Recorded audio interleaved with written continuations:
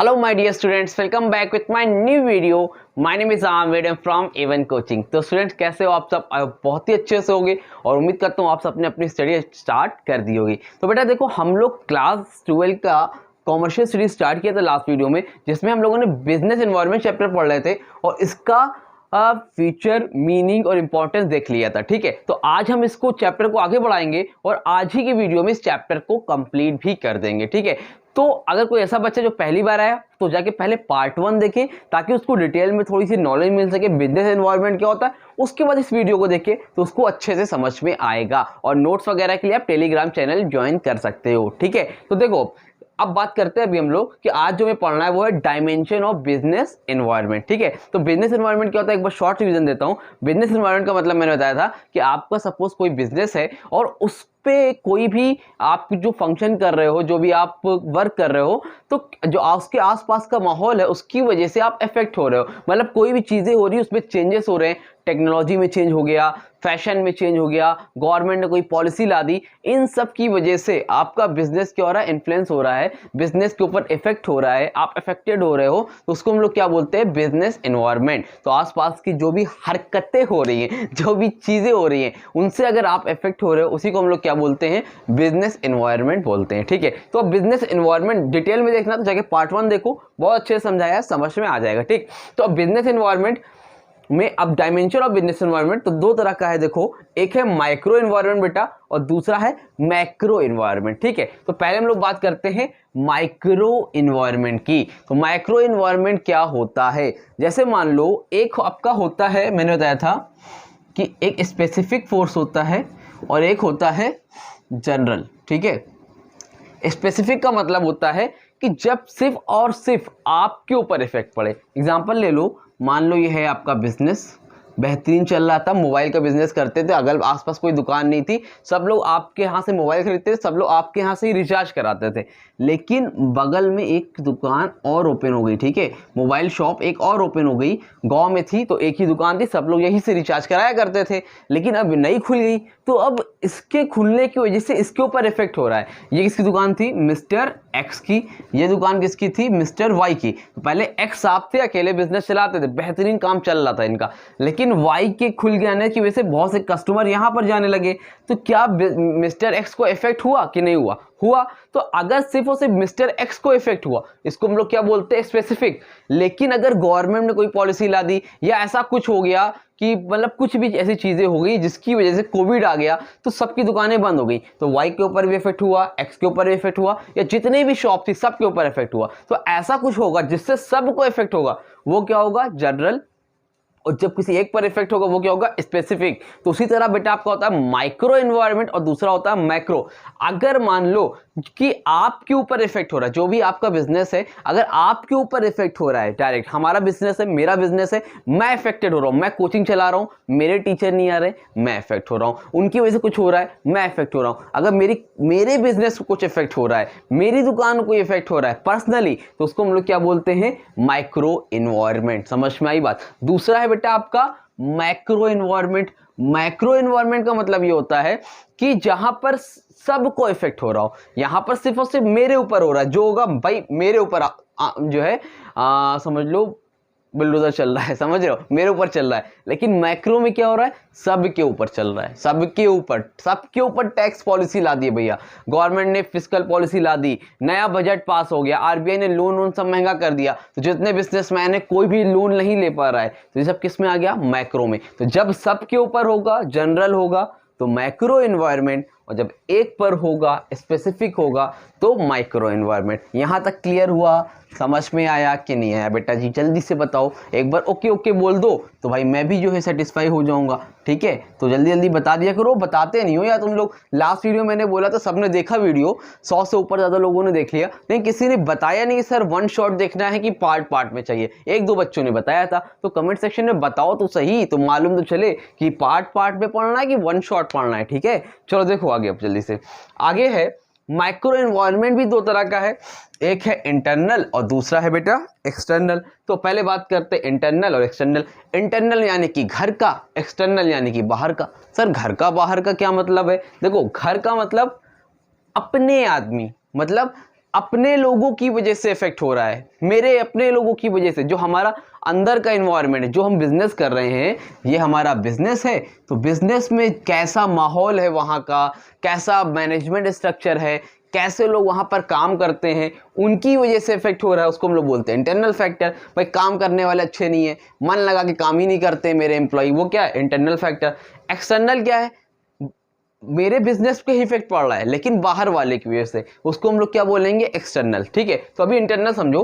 भाई जो मेरा बिजनेस है वहां पे क्या है, सबसे पहले कॉर्पोरेट कल्चर। कॉर्पोरेट कल्चर का मतलब समझ लो, ये एक तरह से बोल सकते हो कि हर बिजनेस का, हर जगह का अपना अपना एक कल्चर होता है। ठीक है, एक काम करने का तरीका होता है, सिस्टमेटिक। कुछ कंपनी ऐसी है जहाँ पे आपको वो इंश्योरेंस फ्री देती हैं, कुछ कंपनी ऐसी हैं जो आपको घर वगैरह रहने के लिए फ्री देती हैं, कुछ लोग होते हैं जहाँ पर, कुछ कंपनी ऐसी जहाँ पर सब में ऐसा कल्चर है कि सब लोग साथ में टिफिन वगैरह साथ में करते हैं। तो मतलब कहने का है कि आपका वहाँ का माहौल कैसा है, कॉर्पोरेट कल्चर कैसा है। अगर भाई वहाँ का कल्चर अच्छा है तो वहाँ पे इफेक्ट पड़ेगा।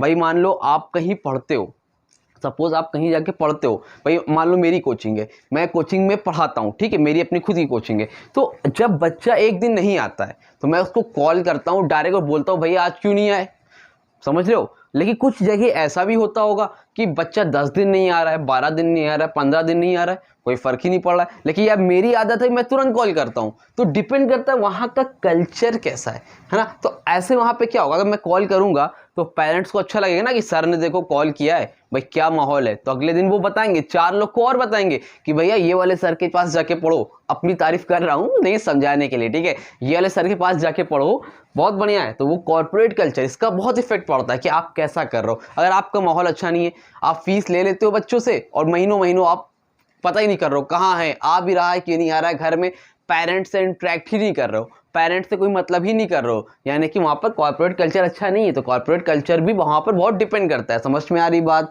क्लियर हुआ।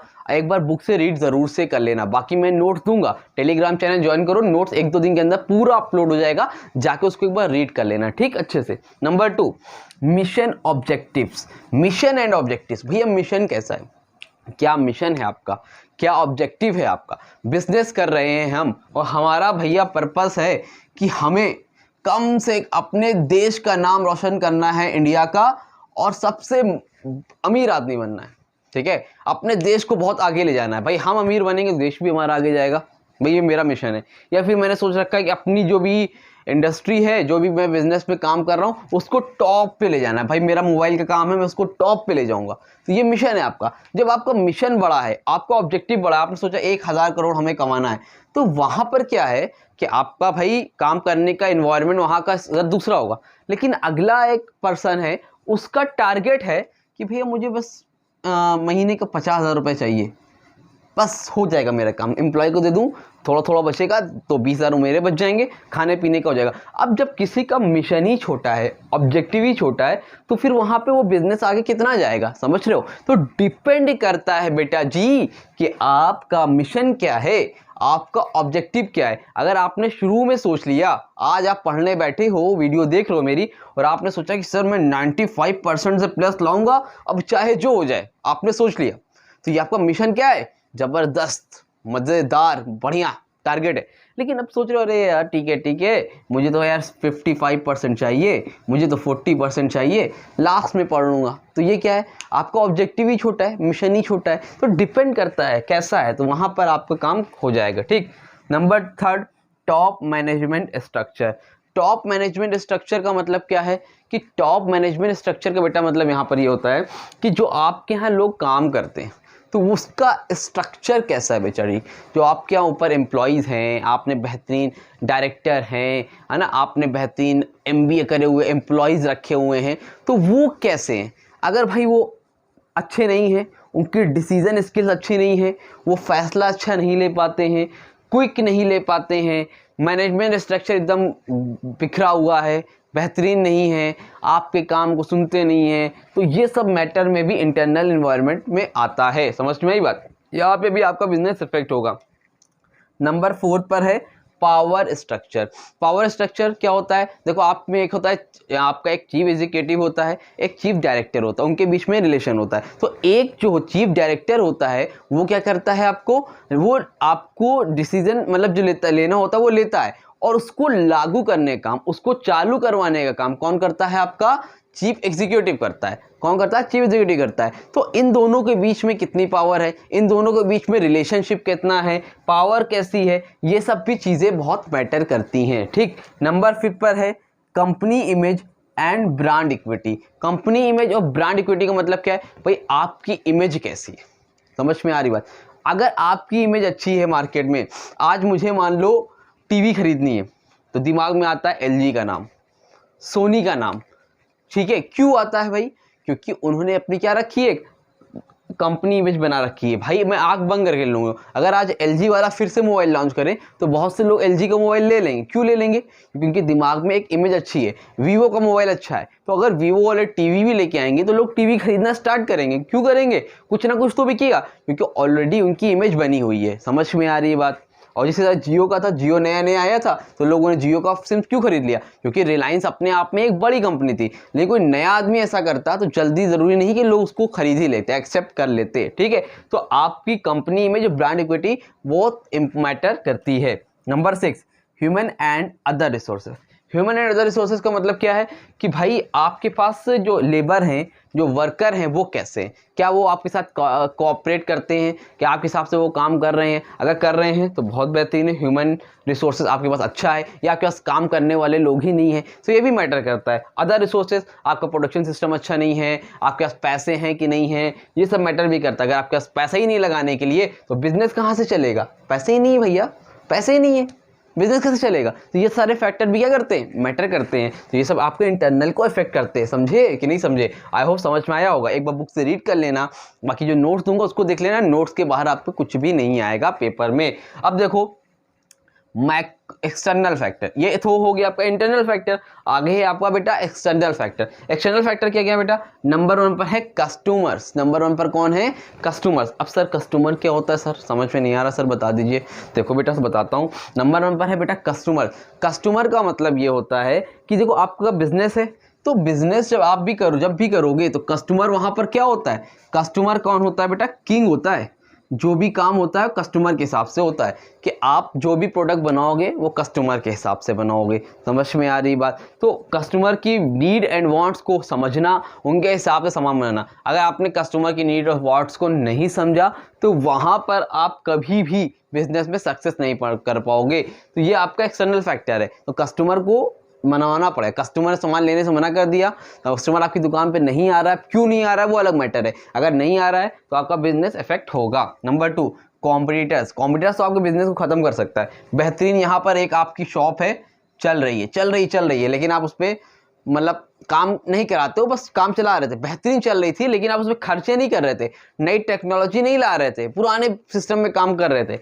बगल में एक नई शॉप खुली, उसने आपकी ऐसी की तैसी कर दी। क्यों कर दी भाई, बेहतरीन नया टेक्नोलॉजी लाई, नया सिस्टम लाया, बेहतरीन लाइट लगा रखी है, तो लाइट लगी रहती है, एसी वाला माहौल रहता है, तो आजकल लोगों को वहीं जाना पसंद है ना। आपके यहाँ कौन जाएगा हल्की सी लाइट जलाए हुए अंधेरे में, समझ रहे हो। तो इसलिए इफेक्ट होगा। अगर कॉम्पिटिटर्स आएगा तो आपको भी अपडेट रहना होगा, नहीं अपडेट रहोगे तो कॉम्पिटिटर आपके बिजनेस को खत्म कर देगा, यानी तो नहीं तो डाउन तो कर ही देगा। ठीक, नंबर 3 सप्लायर। सप्लायर कौन होता है, जो आपको रॉ मटेरियल सप्लाई करता है। भाई मेरी दुकान है किसी भी चीज़ की, मान लो है ना, किराने की ही है, तो जो सप्लायर आते हैं, कोई दूध देता है, बिस्किट, चाय, है ना, ये सारी चीज़ें कहाँ से आती हैं, सप्लायर के तरीके से आती हैं। अगर सप्लायर ने टाइमली मुझे सप्लाई करना बंद कर दिया या मुझे वो सामान देना बंद कर दिया तो उससे भी तो बिजनेस मेरा इफेक्ट होगा कि नहीं होगा। इसी को हम लोग बोलते हैं एक्सटर्नल फैक्टर हो गया तीसरा इसका। आई होप समझ में आया होगा, एक बार ज़रूर से रीड कर लेना, 2 लाइन ज़्यादा नहीं करना है। Number 4 marketing intermediate middleman. Marketing intermediate यानी कि मिडिलमैन। मिडिलमैन कौन होता है भाई, मिडिलमैन का मतलब है, मान लो ये है आपकी कंपनी और यहाँ पर कौन है, कस्टमर। तो एज अ मिडिल मैन कह सकते हो, ये कंपनी सामान बनाती है, कस्टमर तक पहुंचना है, तो कंपनी से कस्टमर तक सामान पहुंचाने का काम कौन करता है, होलसेलर, होलसेलर हो गया, रिटेलर हो गया, है ना। ये सब बीच में कौन है? इंटरमीडिएट्स हैं, जो जिनके जरिए से कस्टमर तक सामान पहुंचता है। तो अब ये जो काम पहुंचाने का काम करते हैं ना, वो कौन करता है? Middle man. अगर मिडिल मैन नाराज हो गया भाई, नाराज का मतलब मिडिल मैन से आपके जो भी है रिलेशन अच्छे नहीं, या कोई भी रीज़न हो सकता है, तो उससे बिजनेस आपका इफेक्ट होगा। तो middle man is one of the most important factor, ठीक है, जिसके जरिए से कस्टमर तक सामान आपका पहुंचता है। क्लियर? Number 5, financiers. फाइनेंशियर्स का मतलब क्या है भाई? आप बिजनेस करते हो तो आपको पैसा चाहिए, है ना। तो पैसा सारे आप अकेले तो लगाओगे नहीं, उसके लिए कोई ना कोई शेयर होल्डर्स होते हैं। कुछ पैसे हम लोग उधार पे करते हैं ना, कंपनी शेयर लेती है, डिवेंचर्स लेती है, या लोन लेती है बैंक से, तो इस तरह से पैसे लेके आती है। तो अगर आपको लोन नहीं मिल रहा है, बैंक आपको लोन नहीं दे रहा है, शेयर से पैसे आपको नहीं मिल रहे हैं, मार्केट वैल्यू आपकी अच्छी नहीं है, तो बिजनेस आपका वहां पर क्या होगा? इफेक्ट होगा। तो बैंक वालों को इफेक्ट हो रहा है, एक्सटर्नल फैक्टर हो गया, ठीक है। Number 6, publics. पब्लिक आपको ऊपर भी उठा सकती है, पब्लिक आपको नीचे भी ला सकती है। पब्लिक आपको यूं ला सकती है, यूं ला सकती है। पब्लिक का मतलब कस्टमर नहीं है, पब्लिक का मतलब आम पब्लिक। जैसे सपोज मान लो मैं पढ़ा रहा हूं, आपने, एक आदमी ने, समझ रहे हो, एक किसी स्टूडेंट ने 10 लोग से बोल दिया ये बहुत अच्छा पढ़ाते हैं, दूसरे ने 10 से बोल दिया, यहाँ पर क्या हो रही? बहुत बेहतरीन, बहुत एक पॉजिटिव इमेज बनती जा रही है। लेकिन किसी ने बुराई कर दी, बुराई करना शुरू कर दी, वहां पर क्या बन जाएगी बेटा? निगेटिव इमेज बन जाएगी। जैसे न्यूज एंकर होते हैं, आज तक पे देखते हो, जब उनको किसी को चढ़ाना होता है तो एकदम यूं, जब गिराना होता है तो यूं। तो वो आपके प्रोडक्ट की अगर तारीफ करेंगे तो आप ऊपर चले जाओगे पब्लिक, अगर वो आपकी प्रोडक्ट की इमेज को खराब करेंगे, मतलब कोई भी रीजन से उनको लग रहा है कुछ चीज़ें सही नहीं हो रही है, तो वो डाउन भी कर सकते हैं। समझ में आ रही बात? तो ये मैटर करता है यहाँ पर भी। तो पब्लिक की वजह से भी आपका बिजनेस इफेक्ट होता है। क्लियर हुआ? यहाँ तक समझ में आया? जल्दी से इसका स्क्रीनशॉट लो। बाकी कोई डाउट रह गया होगा तो कमेंट सेक्शन पे या इंस्टाग्राम आईडी है उस पर कॉन्टैक्ट कर लेना, डिस्क्रिप्शन में टेलीग्राम चैनल उसको भी ज्वाइन कर लेना। इसका स्क्रीनशॉट लो, फिर उसके आगे बढ़ते हैं और देखते हैं कि माइक्रो एनवायरनमेंट क्या होता है। हाँ तो बेटा चलो आगे बढ़ते हैं और अब देखते हैं कि माइक्रो एनवायरनमेंट क्या होता है। ठीक है, देखो माइक्रो तो समझ लिया हम लोगों ने अच्छे से, उसके इंटरनल एक्सटर्नल फैक्टर भी देख लिया। अब हम लोग देखेंगे मैक्रो। अभी मैंने मैक्रो का मतलब बताया था आपको कि माइक्रो एनवायरनमेंट वो होता है जिससे सब अफेक्टेड होते हैं, जितने बिजनेसमैन होंगे सब इफेक्ट होंगे। जैसे सपोज मान लो कोई लोग हैं जो क्लोथ्स का बिजनेस करते हैं, क्लोथ्स यानी कपड़े का बिजनेस करते हैं। अगर मान लो गवर्नमेंट ने नई पॉलिसी ला दी और बोला कि भैया जितने भी कपड़े करने वाले बिजनेस उन पर GST लगेगा 40%, मान लो सपोज ऐसा ही बोल दिया, तो वहां पर क्या है? वहां पर जितने भी बिजनेसमैन कपड़े कर रहे हैं सब इफेक्ट होंगे। मान लो कोई ऐसे लोग हैं जो कार का बिजनेस करते हैं, कार बनाते हैं, अब कार पे सामान सारे महंगे हो गए तो सब के सब इफेक्ट होंगे, है ना। स्टील वगैरह महंगा हो गया, है ना, तो अब वो क्या होगा? कार का रेट अपने आप महंगा होगा, सब के सब इफेक्ट होंगे। या कार में जो बना रहे हो कार, उसमें सप्लाई कम होगी, रॉ मटेरियल नहीं मिल रहा है, तो सब के सब इफेक्टेड होंगे, एक आदमी को फर्क नहीं पड़ेगा। तो वहां पर क्या होगा बेटा? मैक्रो एनवायरनमेंट, जब सबके ऊपर इफेक्ट हो रहा हो, है ना, किसी एक पर इंडिविजुअल पर नहीं, सब अफेक्टेड हो रहे हो किसी, है ना, तो उसको हम लोग क्या बोलते हैं? मैक्रो एनवायरनमेंट बोलते हैं। क्लियर है? इतना तो बताया था मैंने। अब देखो मैक्रो एनवायरनमेंट में क्या क्या है। सबसे पहले 4 टाइप्स दे रखा है, एक है इकोनॉमिक एनवायरनमेंट, दूसरा है सोशल एनवायरनमेंट, तीसरा है technological environment, political environment, legal environment. तो ये सब बाहरी लोग हैं, समझ में आ रही बात? ये सब बाहर वाले हैं जिनकी वजह से सबके ऊपर इफेक्ट हो रहा है। अगर हम कोई बिजनेस चला रहे हैं, मान लो मैं अगर अपनी कोई कोचिंग चला रहा हूं, तो ऐसे बहुत से रीजन हो सकते हैं जिसकी वजह से मेरी कोचिंग को इफेक्ट हो सकता है। आप कोई भी चीज कर रहे हो, आप कोई भी काम कर रहे हो, आपका बेहतरीन मान लो बिग बाजार, आप किसी ने बिग बाजार ओपन कर दिया, मतलब एक मॉल वगैरह ओपन कर दिया, तो अब जो मॉल आपने ओपन किया है तो वो ये सारे रीजन है। जिसमें एक तो इंटरनल था वो हम लोगों ने पढ़ लिया कि भाई जिसको हम लोग माइक्रो था, जिससे हम खाली इफेक्ट हो रहे थे। लेकिन जितने भी मॉल हैं, जितने भी ये बिजनेस हैं, सब के सब इफेक्ट होते हैं, ये सारे जितने भी हैं इसमें रीजन उसकी वजह से। ठीक है, तो अब देखो उसमें नंबर 1 पर है इकोनॉमिक एनवायरनमेंट। इकोनॉमिक एनवायरनमेंट में क्या होता है? इकोनॉमिक एक तरह से आप बोल सकते हो जितने भी इसे इन्फ्लेशन वगैरह हो गया, पैसों से रिलेटेड जितनी चीजें हो रही है, वेल्थ से रिलेटेड जितनी चीजें हैं, उनकी वजह से, ना। तो इकोनॉमिक एनवायरनमेंट कैसा है आपकी कंट्री का? अगर इकोनॉमिक एनवायरनमेंट अच्छा है, कैसा है, क्या चीजें बन रही है, क्या पॉलिसी आ रही है, ये सारी चीजें मैटर करती हैं। तो इसको हम लोग बोलते हैं इकोनॉमिक एनवायरनमेंट। इकोनॉमिक एनवायरनमेंट जैसे समझो भी आगे, economic policy, industrial policy, monetary policy, fiscal policy. अब ये अलग अलग पॉलिसी होती है। आई होप आप लोग जानते हो, क्लास 11 में मैंने बताया था, तब भी थोड़ा समझ लो। मॉनेटरी पॉलिसी RBI बनाता है, कौन बनाता है बेटा? आरबीआई बनाता है। फिस्कल पॉलिसी बजट में पास होती है, मतलब जो हर साल बजट बनता है। इंडस्ट्रियल पॉलिसी जो इंडस्ट्री वालों की बनती है। तो इसमें क्या होता है, हर साल एक नई पॉलिसी बनती है, बजट पास होता है 1 फरवरी को। अब गवर्नमेंट में नया बजट बनाया, फिस्कल पॉलिसी वगैरह बनाई। अब गवर्नमेंट जो बजट बनाया उसमें ऐसा कुछ बना दिया जिसकी वजह से जितने भी बिजनेसमैन है सबको लॉस हो रहा है, सबको कुछ ना कुछ नुकसान हो रहा है, हो सकता है फायदा भी हो रहा हो। तो ऐसी सारी चीज़ों की वजह से बिजनेस पे क्या होगा, इफेक्ट होगा। या मान लो इन्फ्लेशन आ गया, महंगाई बढ़ गई, तो अब इन्फ्लेशन आ गया, ये भी क्या, इकोनॉमिक एनवायरनमेंट, महंगाई बढ़ गई। अब महंगाई बढ़ गई, लोग सामान नहीं खरीद पा रहे, बिजनेस वहां पर क्या जा रहा है, आपका लॉस में जा रहा है। तो ये सारी चीजें होती हैं, इसी को हम लोग बोलते हैं इकोनॉमिक और एनवायरनमेंट। तो आपसे कंपोनेंट भी पूछ लेता है कभी कभी, कंपोनेंट इसकी क्या क्या है, तो मैक्सिमम 2 पढ़ के चले जाना हर के, क्योंकि इसमें पेपर में आपके कभी भी 2 से ज्यादा नहीं पूछता है, ठीक है। तो इसमें मैंने 3 बता दिए, अब 2 भी देख लो, आपका काम हो जाएगा। तो नंबर 2 पर है stage and pace of economic growth in the country. बोल रहा है कि stage and pace of economic growth, मतलब जो आपकी कंट्री है उसकी ग्रोथ कैसी है, किस स्पीड से बढ़ रही है। मतलब आपकी कंट्री एक डेवलपिंग है कि अंडर डेवलप कर रही धीरे धीरे, या फिर पीछे की बैकवर्ड की तरफ जा रही है, या ऑलरेडी आप डेवलप्ड हो। तो आप किस कंट्री के हो, आप किस कंट्री में बिजनेस कर रहे हो, ये भी मैटर करता है। आप इंडिया में कर रहे हो तो धीरे धीरे आप आगे की तरफ जा रहे हो, चाइना में कर रहे हो तो आप आगे जा रहे हो, लेकिन अगर आप पाकिस्तान में जाकर कर रहे हो तो पाकिस्तान देख लो धीरे धीरे पीछे चलता चला जा रहा है। तो डिपेंड करता है कि आप किस कंट्री को, इसी को हम लोग बोलते हैं इकोनॉमिक एनवायरनमेंट, और इससे क्या है, कंपोनेंट्स। नंबर 3 इंडस्ट्रियल इंफ्रास्ट्रक्चर, वहां का इंडस्ट्रियल इंफ्रास्ट्रक्चर कैसा है, ट्रांसपोर्टेशन कैसे हैं, कम्युनिकेशन कैसे हैं, ये सारी चीजें इफेक्ट करती हैं आपके बिजनेस में। क्लियर? आगे देखो, नंबर 2 पर है बेटा सोशल इन्वायरमेंट। सोशल इन्वायरमेंट का मतलब जो आप बिजनेस कर रहे हो वो आप कहां पर कर रहे हो, सोशल भी तो मैटर करता है। अगर आप मान लो आपने एक बेहतरीन जो है कार मॉल खोल दिया, क्या खोल दिया, मॉल खोल दिया बेहतरीन, मतलब वहाँ पे सब खाने पीने की सामान, कपड़े वगैरह सब मिल रहे हैं,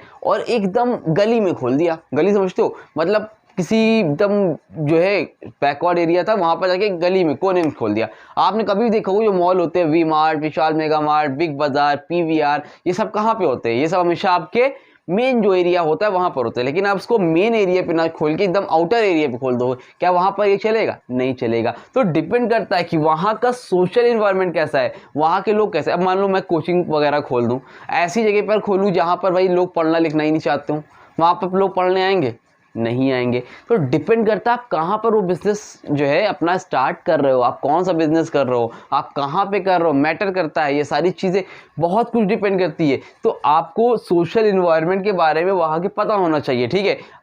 क्लियर? तो इसको बोलते हैं हम लोग सोशल इन्वायरमेंट। यहाँ से भी बिजनेस आपका इफेक्ट होता है। इसमें कंपोनेंट्स ऑफ क्या है, number 1 education level, awareness of rights etcetera. भाई एजुकेशन लेवल है वहाँ पे कि नहीं है, पढ़े लिखे हैं कि नहीं, वहाँ के लोगों को अपने राइट्स के बारे में पता है कि नहीं। अगर राइट्स के बारे में नहीं पता है तो आप ऐसा काम कर सकते हो, भाई बेवकूफ़ बना दो किसी को, ये भी तो सकते हैं ना। उनको अपने राइट्स के बारे में पता है तो आप ऐसा कोई काम नहीं कर पाओ, उनको आप चीट कर सको। एजुकेशन लेवल है कि नहीं, एजुकेटेड है कि नहीं, किस जगह पे हो, किस सोसाइटी को बिलोंग कर रहे हो। आपने देखा होगा आपके शहर में, आपके सिटी में अलग अलग एरिया होंगे, तो वहाँ पे कुछ देखते होगा एक हाई क्लास होगा, मिडिल क्लास होगा, कुछ ऐसे लोग होंगे जहाँ पर कम एजुकेटेड लोग होंगे। तो डिपेंड करता है कि आप किस एरिया पे हो, तो वहां पे बिजनेस भी आपको डिपेंड करेगा। समझ में आ रही बात? Number 3 pollution, corruption, role of media etcetera, ये भी आपके कंपोनेंट्स ऑफ सोशल इन्वायरमेंट आता है। भाई पॉल्यूशन कितना है, वहाँ पे पॉल्यूशन फैल रहा है कि नहीं, आपके बिजनेस इफेक्ट तो नहीं कर रहा है, पॉल्यूशन तो नहीं फैला रहा है, ये सारी चीज़ें मैटर करती है सोशल इन्वायरमेंट में। नंबर 3 टेक्नोलॉजिकल इन्वायरमेंट,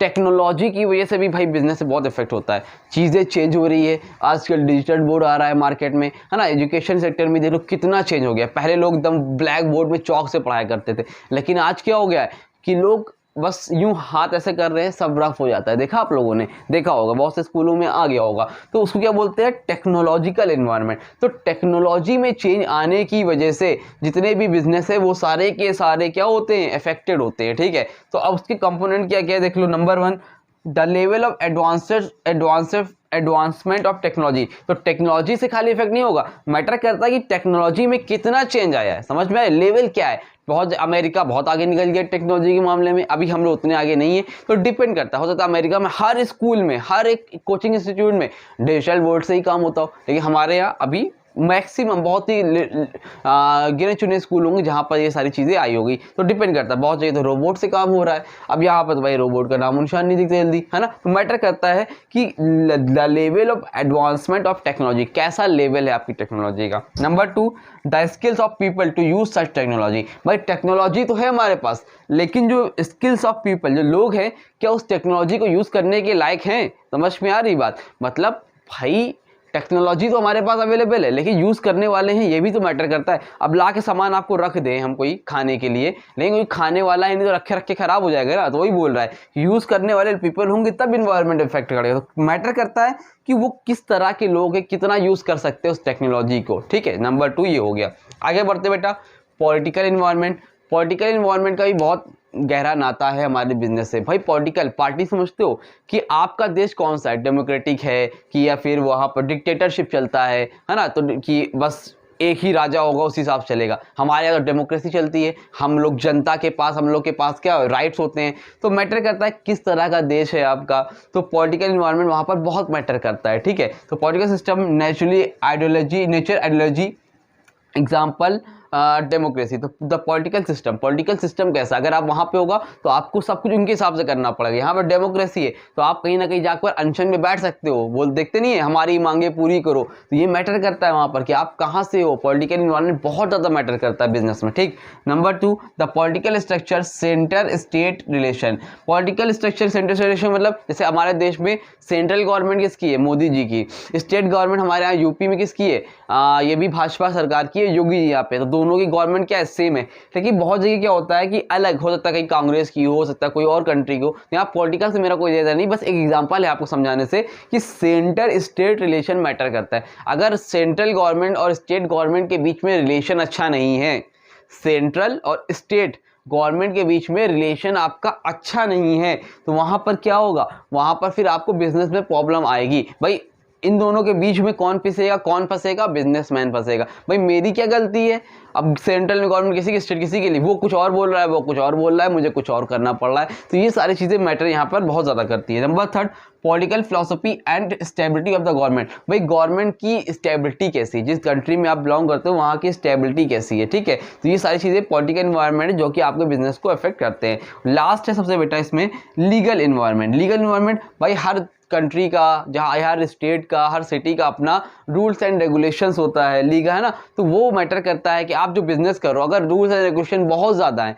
जैसे कि पहले हुआ करता था हमारे देश में, गवर्नमेंट का हर चीज़ पे कंट्रोल था, तो एक बिजनेसमैन बिजनेस नहीं कर पाता था। तो वही मैटर करता है लीगल इन्वायरमेंट, वहाँ पर रूल्स क्या है, लॉज क्या है, रेगुलेशन क्या है। अगर बहुत ज़्यादा है तो आप बिजनेस इतनी ईजिली नहीं कर पाओगे। ठीक है, आपका बिजनेस इफेक्ट होगा। तो लीगल इन्वायरमेंट ही मैटर करता है हमारे देश में। अब रशिया में क्या है, कौन सी इकोनॉमी चलती है बताए आपको, सोशलिस्ट, तो उसमें सब कुछ गवर्नमेंट के हिसाब से चलता है, तो वहाँ पर बड़ी प्रॉब्लम होगी। ठीक है, यहाँ पर क्या है, हमारे यहाँ मिक्स है, तो यहाँ पे भी कुछ ना कुछ होती है। तो मैटर करता है कि गवर्नमेंट का कितना इंटरफेयर है, वहाँ पर रूल्स क्या है, रेगुलेशन क्या है, ये सारी चीज़ें। तो इससे आपका बिजनेस इफेक्ट होगा कि नहीं होगा ना। ठीक है, तो नंबर 1 पर इसके कंपोनेंट्स है flexibility and adaptation of law. Flexibility कितनी है, आप कितनी इजीली बिजनेस कर सकते हो और उसको आप अडॉप्ट कर सकते हो लॉ को। Number 2, judicial system of the country. Judicial system country का कैसा है, ये भी एक इंपॉर्टेंट फैक्टर होता है। ठीक है, तो ये हो गया आपका लीगल एनवायरनमेंट। आई होप, उम्मीद करता हूँ यहाँ तक अच्छे से समझ में आ गया होगा। बस एक टॉपिक बचा है, शॉर्ट एनालिसिस। जल्दी से स्क्रीनशॉट लो, उसको लेते हैं और चैप्टर को आज ही कंप्लीट कर देते हैं। जल्दी से स्क्रीनशॉट लो इसका बेटा। हाँ तो बेटा चलो अब आगे बढ़ते हैं और देखते हैं आज का लास्ट टॉपिक इस चैप्टर का, जिसका नाम है शॉर्ट एनालिसिस। और ये आपका बहुत ही इंपॉर्टेंट टॉपिक है, पेपर में आपको 4 से 5 नंबर में देखने को मिल सकता है, तो इसको ध्यान से समझते हैं। और बहुत इंपॉर्टेंट है, ये पेपर में इसके आने के चांसेस हैं। और आगे आप अगर BBA MBA करोगे तो उसमें भी आपको ये टॉपिक मिलेगा ही मिलेगा, और आपको रियल लाइफ में भी आपके ये टॉपिक काम आएगा। जब कभी भी आप कोई बिजनेस करोगे या अपने आप को देखना चाहोगे, एनालाइज करना चाहोगे, तो उसमें भी काम आएगा। कैसे काम आएगा वो भी मैं एग्जांपल दूंगा तो आपको समझ में आएगा। ठीक है, तो देखो शॉर्ट एनालिसिस का मतलब क्या है। पहले S होता है स्ट्रेंथ, W से होता है वीकनेस, O से होता है अपॉर्चुनिटी और T से होता है थ्रेट। ठीक है, जब कोई भी आप बिजनेस करते हो तो उसमें आपकी कुछ ना कुछ स्ट्रेंथ होती है, कुछ वीकनेस होती है, कहीं से आपको अपॉर्चुनिटी मिलती है, कुछ थ्रेट्स होते हैं। ठीक है, तो अभी बताता हूँ अच्छे से डिटेल में। पहले देखो डिफिनेशन में क्या लिखा है। A short analysis is a technique. Short analysis क्या है, technique used to determine and define your strength, weakness, opportunity and threats. यहाँ पर आप डिटरमाइन कर सकते हो, पता लगा सकते हो और डिफाइन कर सकते हो कि आपकी स्ट्रेंथ क्या है, आपकी वीकनेस क्या है, आपकी अपॉर्चुनिटीज क्या है, आपकी थ्रेट्स क्या है। ठीक है, तो अब देखो एग्जांपल से समझाता हूँ। पहले समझना, स्ट्रेंथ और वीकनेस जो होती है वो आपकी क्या होती है बेटा, इंटरनल होती है। क्या होती है, इंटरनल होती है। और अपॉर्चुनिटी और थ्रेट्स क्या होती है, आपकी एक्सटर्नल होती है। इसका मतलब क्या है सर, स्ट्रेंथ और वीकनेस इंटरनल का मतलब ये बेटा कि ये हमारे अंदर होती है, और अपॉर्चुनिटी थ्रेट्स क्या होती है, जो आपकी बाहरी होती है, जिसमें हमारे वजह से कुछ नहीं होता है। ये आपके ऊपर, मतलब हमारे ऊपर से डिपेंड नहीं करता है, किसी बाहर दूसरे के ऊपर डिपेंड करता है। जैसे क्या, मान लो कि आप क्लास 10 में पास हो, कोई पर्सन है, उसका नाम है मिस्टर एक्स। मिस्टर एक्स क्या हुए हैं कि ये पास हो गए क्लास 10। अब क्लास 10 जब ये पास हो गए बेटा, तो अब ये क्लास 11 में एंटर कर रहे हैं। तो अब ये क्लास 11 जब एंटर कर रहे हैं, तो अब ये एनालाइज कर रहे हैं ना कि भाई हमें कौन सा सब्जेक्ट लेना चाहिए, साइंस में जाना चाहिए कि सॉरी कॉमर्स में जाना चाहिए, कि आर्ट्स में जाना चाहिए, कि कॉमर्स विद मैथ्स जाना चाहिए। ये डिसीजन लेना है, और आप सबको लेना पड़ता है, आपने भी लिया होगा। ठीक है, तो अब जब आप गए तो आप डिसाइड करोगे कि आप देख सकते हो कि आपकी स्ट्रेंथ क्या है। भाई मैंने देखा कि मेरी स्ट्रेंथ है कि मैं मैथ्स अच्छे से कर लेता हूँ। ठीक है, तो ये मैथ्स कर लेता हूँ, और लेकिन मुझे साइंस में प्रॉब्लम है। क्या है, साइंस में प्रॉब्लम है, तो मैं मैथ्स विद क्या करूँगा, कॉमर्स जाऊँगा। ठीक है, कॉमर्स स्ट्रीम में जाऊँगा, मैथ्स विद कॉमर्स स्ट्रीम। ये मेरी क्या स्ट्रेंथ है। ठीक, मैंने खुद से मन में डिसाइड किया ना कि मुझे क्या लेना है। तो ये क्या हुआ, इंटरनली, किसी बाहर वाले का इंटरफेयर नहीं, मैंने खुद से डिसाइड किया। ये क्या हो गया, इंटरनली। अब आपने देखा कि वीकनेस क्या है। वीकनेस आपने देखा कि भाई मुझे साइंस नहीं आती है, साइंस मेरी क्या है, वीक है। अब जब आपने देखा आपकी साइंस वीक है, तो इसलिए आपने अपनी स्ट्रेंथ देखी, अपनी वीकनेस देखी। क्लास 11 में एडमिशन लेने के लिए आपने एनालाइज किया कि मेरी स्ट्रेंथ क्या है और मेरी वीकनेस क्या है, आपने कर लिया। उसके बाद आप देखोगे कि आपके पास अपॉर्चुनिटी क्या है, आपके पास अपॉर्चुनिटी क्या है और आपके पास थ्रेट्स क्या है। तो अब देखो ये दोनों चीज आपके कंट्रोल में थी, किस बिंदु आपके कंट्रोल में थी। तो ये क्या था, इंटरनल, जो कि आपको डिसाइड करना था। यहाँ पर आपने डिसाइड किया कि आपकी स्ट्रेंथ क्या, आपकी वीकनेस क्या, आपने अपने मन में सोचा, खुद से एनालाइज किया, आपको मालूम चला। तो ये क्या हो गया, आपकी इंटरनल फैक्टर हो गया। लेकिन यहाँ पर एक्सटर्नल में आता है अपॉर्चुनिटी और थ्रेट्स। ये क्या है भाई, जब आप मैथ विद कॉमर्स जाओगे तो आपको कुछ ना कुछ अपॉर्चुनिटीज मिलेगी और कुछ ना कुछ थ्रेट्स मिलेगी। तो अपॉर्चुनिटी क्या है, अपॉर्चुनिटी एक तरह से आप कह सकते हो कि आपके फादर ने बोला कि बेटा देखो ऐसा है कि अगर तुम मैथ विद कॉमर्स, आप मैथ विद कॉमर्स जाते हो कोई दिक्कत नहीं, आपको तुमको जिस कॉलेज में भी एडमिशन मिलेगा उतना पैसा मैं दूंगा, कोई दिक्कत की बात नहीं है। 1 लाख 2 लाख 4 लाख जिस कॉलेज में तुम्हें एडमिशन लेना है लो। ये तुम्हारे लिए क्या बेटा, अपॉर्चुनिटी है। क्या है, आपके फादर ने बोला जितना चाहो जैसे चाहो वहाँ पर ले सकते हो, ये आपके पास अपॉर्चुनिटी है। अपॉर्चुनिटी ये भी सकता है भाई आप मैथ्स विद कॉमर्स जा रहे हो तो आपके चांसेस सीए बनने के ज़्यादा है ना। ये सारी चीज़ें, आप मैथ्स लिए हुए हो तो आप बीसीए वगैरह भी कर सकते हो तो इन फ्यूचर। तो ये आपके पास क्या अपॉर्चुनिटी है। लेकिन थ्रेट्स क्या है, अब थ्रेट्स का मतलब आपके लिए अपने आप ही एक नुकसान नहीं मिल रहा है। नुकसान क्या मिल रहा है, लॉस क्या है भाई, आपने मैथ्स लिया है तो मैथ्स के कंपटीशन क्या है ना, बहुत ज़्यादा है। मैथ्स का कंपटीशन बहुत ज़्यादा है, बहुत ज़्यादा है। तो ये क्या आपके लिए एक थ्रेट्स है, समझ में आई बात। तो इससे आप एनालाइज कर सकते हो कि अगर आप मैथ विद कॉमर्स जाओगे तो आपकी स्ट्रेंथ तो है, आपकी वीकनेस बायो थी, इसलिए आपने मैथ विद कॉमर्स गए। लेकिन इसमें अपॉर्चुनिटी ये है कि पहली चीज़ तो ये आपके फादर कह रहे हैं किसी भी एडमिशन लो, चलो ये एक अलग चीज़ होगी। आपको ये अपॉर्चुनिटी, आप बीसीए कर सकते हो, आप मैथ्स लिए हो तो आप बीटेक में भी जा सकते हो, आपके बहुत से ऑप्शन है, मैथ्स आपने ले लिए हैं। लेकिन इसमें थ्रेट्स एक ये है कि इसमें कंपटीशन बहुत ज़्यादा है। तो ये सारी चीज़ें आप एनालाइज करके आप डिसाइड कर सकते हो कि आपको क्लास 11 में क्या लेना चाहिए। इसी चीज़ को अगर हम पॉइंट ऑफ व्यू, बिजनेस के पॉइंट ऑफ व्यू से देखेंगे तो आप देखोगे कि भाई मेरी स्ट्रेंथ क्या है, मेरे एम्प्लॉयज़ मेरी स्ट्रेंथ है, बहुत ही बेहतरीन काम करते हैं, मेरी बात सुनते हैं, ये मेरी क्या है, स्ट्रेंथ है। अब और अगर कोई बोले वीकनेस क्या है, तो हो सकता है कि आपके एम्प्लॉयज़ आपकी वीकनेस भी हो। भाई हो सकता है चोरी करते हो, कहना नहीं चाहिए, हो सकता है चोरी करते हो सकता है कि भाई आपको सपोर्ट नहीं करते हो, टाइमली नहीं आते हो, तो ये सब आपको अच्छा स्टाफ नहीं मिल पा रहा है, वो आपकी वीकनेस भी हो सकती है। अपॉर्चुनिटी क्या है, अपॉर्चुनिटी का मतलब कहीं से आपको दिखा कि जो भी आप प्रोडक्ट बनाते हो उसकी डिमांड क्या हो गई है, इंक्रीज हो गई है, इंक्रीज डिमांड। अब डिमांड इंक्रीज हो गई है तो वो आपके लिए क्या अपॉर्चुनिटी। भाई मैं मार्कर बनाता था, मार्कर की डिमांड खूब इंक्रीज हो गई है, आजकल सब लोग बहुत पढ़ने का मन लग रहा है, सब लोग खूब पढ़ा रहे हैं तो मार्कर की डिमांड बहुत इंक्रीज है, अपॉर्चुनिटी है। लेकिन जब मार्कर बहुत ज़्यादा बिकेगा बेटा, जो नॉर्मल सी बात है, कोई चीज़ ज़्यादा बिकने लगती है तो और लोग भी उस बिजनेस में आ जाते हैं, तो वही क्या हमारे लिए थ्रेट्स। अब कंपटीशन बढ़ गया तो अब मार्कर की डिमांड ज़्यादा है तो वहाँ पर कंपटीशन भी फ्री में हमें मिल गया, ये हमारे लिए क्या है, थ्रेट्स है। तो आपको सोच समझ के आप एनालाइज कर सकते हो कि आपको वो बिजनेस करना चाहिए या फिर नहीं करना चाहिए। ठीक है, उम्मीद करता हूँ अच्छे से समझ में आ गया होगा। शॉर्ट एनालिसिस में 2 नंबर में जितना लिख दोगे आपको मिल जाएगा।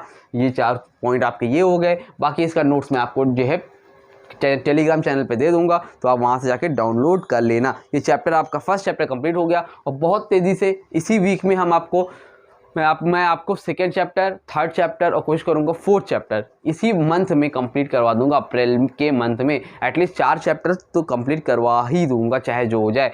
तो वीडियो अच्छी लगी तो वीडियो को लाइक करना और चैनल को सब्सक्राइब कर देना, अपने दोस्तों को भी शेयर कर देना।